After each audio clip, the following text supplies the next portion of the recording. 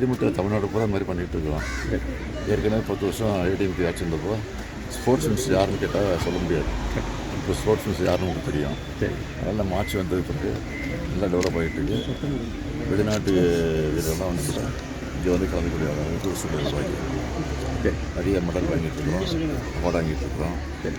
நீலகிரி மாவட்டம் வந்தால் எப்போதுமே நான் ஒரு 2 நாள் 3 நாள் தங்கி கழக நிகழ்ச்சி, அரசு நிகழ்ச்சி தவிர இந்த மாதிரி பார்க் போகிறது, சீனியர்ஸ் பார்க்குறது, இந்த மாதிரி வாக்கிங் பண்ணுறது இதெல்லாம் வந்து ரெகுலராக தான் வச்சுருக்கேன். நீலகிரி மாவட்டத்தில் வரும்போதெல்லாம் நிச்சயமாக தொடர்ந்து செஞ்சிட்ருக்கேன். நான் வந்து போன பார்லிமெண்ட் எலெக்ஷன்லேயே இந்த பார்லிமெண்ட் எலெக்ஷன் இல்லை, அதுக்கு முதல்ல அந்த பார்லிமெண்ட் எலெக்ஷன் ஏடிஎம்கே ஆட்சி இருந்தப்போ இந்த பொள்ளாச்சியில் என்ன நடந்துச்சுங்கிறது நம்ம தெளிவாக சொல்லியிருக்கேன். எலெக்ஷன் நேரத்தில் நாங்கள் ஆட்சிக்கு வந்தால் நிச்சயமாக உறுதியாக யார் குற்றவாளியோ அவன் தண்டிக்கப்படுவார். எப்படிப்பட்ட பொறுப்பு இருந்தாலும் சரி, எவ்வளோ பெரிய செல்வாக்கு பொறுப்பு சரி, நிச்சயமாக தண்டிக்கப்படுவார்னு சொன்னேன். அது நடந்திருக்கு.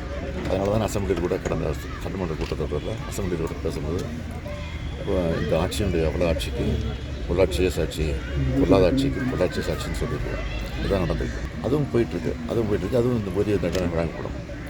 ஆனால் உடனே பழனிசாமி வந்து எடப்பாடி பழனிசாமி எதிர்கட்சியில் வந்து தான் இதுக்கு காரணம்னு சொல்லிட்டு இருக்காரு. அதே மாதிரி அமித்ஷா போய் பார்த்துட்டு இருந்தார். ஏன் பார்த்தாருன்னு நாட்டுக்கே தெரியும். 100 நாள் வேலை திட்டத்துக்கு நான் சொல்லிட்டு வந்தேன் நிதி கொடுக்க சொல்லி, மெட்ரோ திட்டத்துக்கு நான் தான் சொல்லிட்டு வந்தேன் சொல்லியிருந்தாரு. இந்த மாதிரி ஒரு அம்பக்கா ஒரு பொய் பித்தலாட்டத்தை சொல்கிறது தான் பழனிசாமியோட வேலையாக இருக்குது. மக்கள் நல்லா தெரியும், மக்களுக்கு நல்லா தெரியும், நாட்டுக்கு தெரியும். ஒரு கோமாளிங்க அவர், அதனால் அதை பெருசுப்படுத்த வேண்டியதில்லை. நான் பெருசுப்படுத்த விரும்புகிறோம். ஆப்ரேஷன் சிந்தூர் எப்படி சிறப்பாக இருந்துச்சு. அதுக்காக தான் நாங்கள் வந்து ஆதரவு தெரிவித்து எங்களுடைய உணர்வை வெளிப்படுத்துவோம். ராகம் டிவி யூடியூப் பக்கத்தை சப்ஸ்கிரைப் செய்யுங்கள்.